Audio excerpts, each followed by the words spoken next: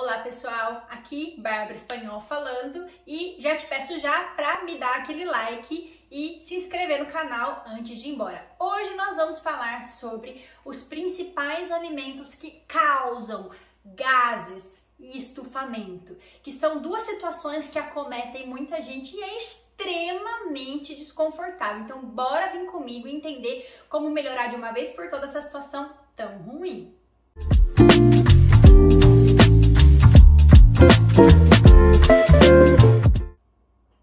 Bom, quando a pessoa sofre de constante gases e estufamento, ela pode estar vivendo alguma dessas situações que eu vou citar. Desbiose intestinal, que praticamente todo mundo tem, que é um desequilíbrio da microbiota intestinal, ou seja, um desequilíbrio das bactérias que vivem no intestino. Ela pode ter a síndrome do colo irritável, tá? Que é uma doença que se é diagnosticada pelo médico uma vez que não se encontra nenhuma outra patologia, ou seja, a pessoa tem muitas queixas intestinais, faz um monte de exames, não consegue descobrir nada além, não se descobre, por exemplo, uma diverticulite, não se descobre uma colite, mas a pessoa tem aquelas constantes cólicas, dores, e aí se diagnostica como síndrome do colo irritável, que é uma irritação no intestino, tá? Que não existe desbiose intestinal sem síndrome do colo irritável e vice-versa. Ou seja, em resumo, é muito parecido, é um desequilíbrio da microbiota intestinal.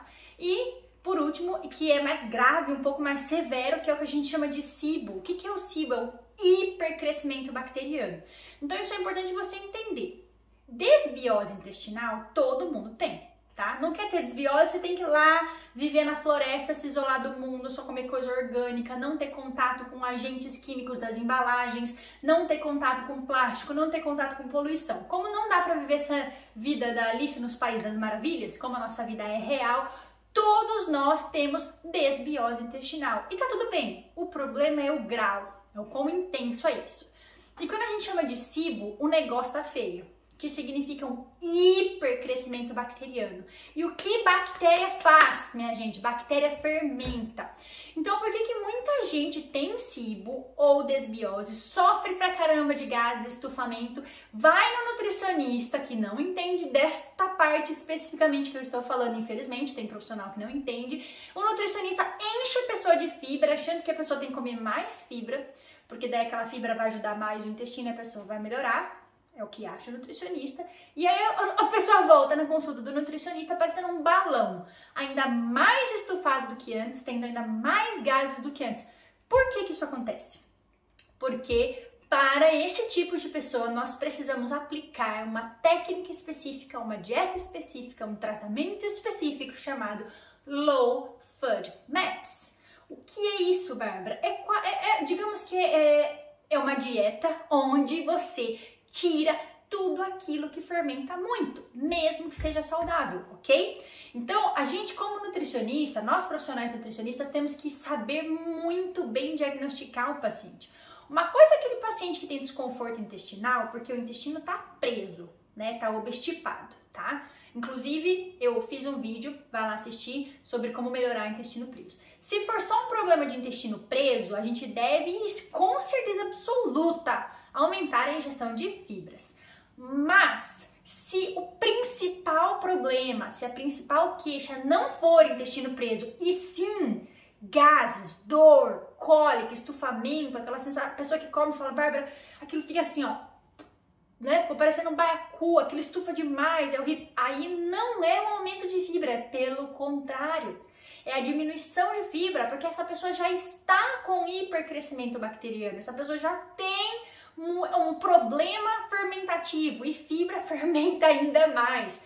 Então, como aplicar a dieta Low FODMAPs? Então, na dieta Low FODMAPs, a gente tem que dar preferência para as frutas e os vegetais que fermentam menos. Então, pega a caneta e anota, eu vou anotar os que são mais toleráveis para que não cause fermentação. Então, se você tá nesse processo ruim aí da vida, você vai fazer dieta Low FODMAPs por de 4 a 6 semanas, então você vai priorizar vegetais com menos fibras que são digeríveis mais facilmente. Por exemplo, tomate, cenoura, abobrinha, espinafre, vegetais molinhos, como por exemplo aquela alface mimosa, A abóbora com moderação, então a abóbora você pode até mais ou menos 100, 125 gramas, não miligramas, perdão.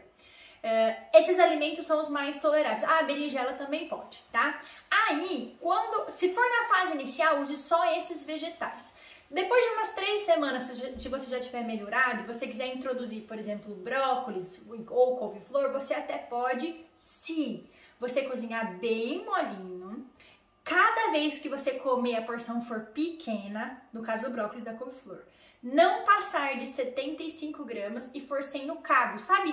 Tem a cabecinha do brócolis da couve-flor e o cabinho, né? Corta o cabinho fora. Desta maneira você pode consumir depois de um tempo, mas no começo prioriza esses vegetais que eu acabei de falar, ok?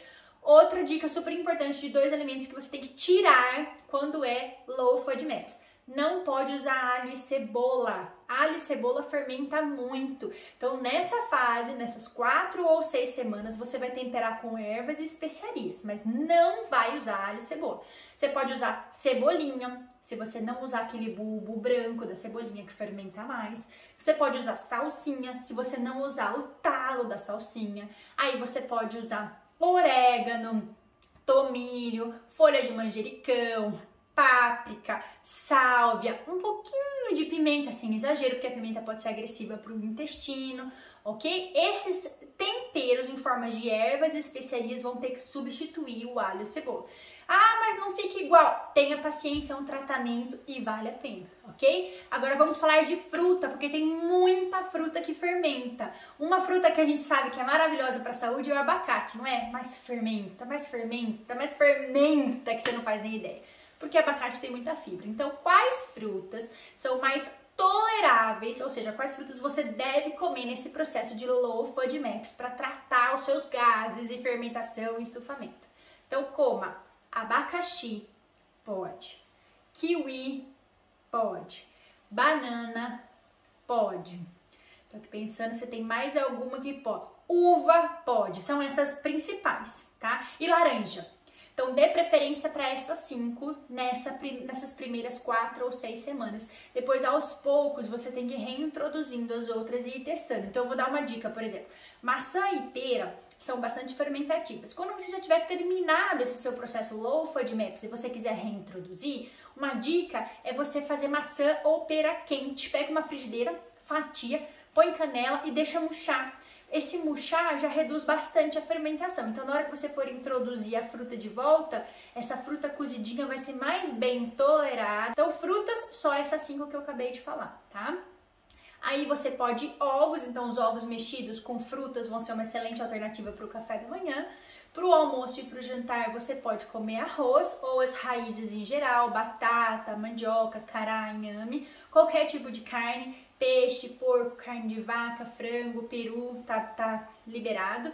Os legumes que eu acabei de falar e só. Não pode nenhum grão, não pode ervilha, lentilha, soja, grão de bico, feijões, não pode, porque fermenta muito, ok? Ah, tem outro vegetal, outro grupo das verduras aí, legumes que eu lembrei que pode, não é fermentativo, que é o broto de feijão. Broto de feijão, não feijão, tá? Que é aquele negócio fininho, assim, meio beijinho, clarinho, que a gente faz refogadinho com um fiozinho de azeite, ok? É isso. E quando o assunto é chá, o chá que mais ajuda a tratar essa desbiose, esse hipercrescimento, essa fermentação, é o chá de hortelã.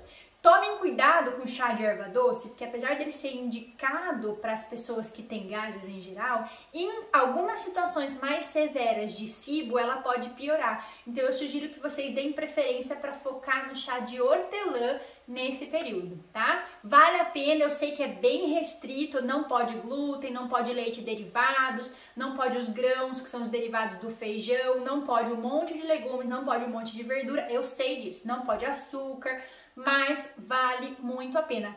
E não se esqueça, se você for fazer uma receitinha com algum bolinho, por exemplo, né, para matar a vontade, ou você faça com estévia, ou você faça com sucralose, que não é lá muito saudável, eu não sou fã, mas enfim, não use xilitol ou eritritol, que são 2 adoçantes saudáveis, mas tudo que termina com ol é extremamente fermentativo, então não é o momento de você usar xilitol ou eritritol, tá? Tenta evitar o máximo possível o consumo de doce, mas se der muita vontade, use os adoçantes que não fermentam. E aí, quando passar essas 4 ou 6 semanas, você vai estar se sentindo bem melhor, e aí você vai reintroduzindo aos poucos e vai se auto-observando. Se você reintroduzir tudo de uma vez, você não vai saber o que está dando certo ou não dá. E uma dica valiosa extra: não consuma probióticos nesse período se você não tiver com acompanhamento nutricional. Porque existe sim alguns pré-bióticos e alguns probióticos que nós profissionais da área da saúde podemos prescrever para ajudar, mas não são todos, tá? A maioria dos pré-bióticos e probióticos vão piorar ainda mais, vão fermentar ainda mais. Então, se você tiver sem acompanhamento nutricional, se você não tiver com um nutricional expert, um nutricionista expert que realmente entenda de SIBO, desbiose, low FODMAPs, é melhor não consumir pré-bióticos ou prebióticos, ok? Ou probióticos, espera terminar e aí lá mais pra frente você entra com essa suplementação. Eu espero que vocês tenham gostado do vídeo, espero que tenha sido novidade para você entender sobre a dieta Low FODMAPs e a relação dela e como fazê-la para tratar a fermentação e gases. E por favor, dá aquela curtida, aquela super força que eu preciso de você. Eu te vejo no próximo vídeo.